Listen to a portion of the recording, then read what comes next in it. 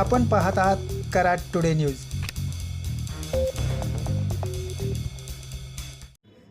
कराड नजीकच्या आगाशिव डोंगरावर पर्यावरण संवर्धन अंतर्गत वृक्षारोपण करण्यासाठी गेलेल्या शालेय विद्यार्थ्यांवर मधमाशांनी हल्ला केल्याची घटना आज शनिवार दिनांक 11 जुलै रोजी सकाळी घडली आहे। या घटनेत सुमारे 30 विद्यार्थी जखमी झाले असून त्यांच्यावर वेणुताई चव्हाण उपजिल्हा रुग्णालयात उपचार सुरू आहेत। मलकापूर आगाशिवनगरमधील नूतन मराठी शाळेतील सुमारे 50 विद्यार्थी आज आगाशिव डोंगरावर सीडबॉल रोपण व वृक्षारोपण करण्यासाठी गेले होते।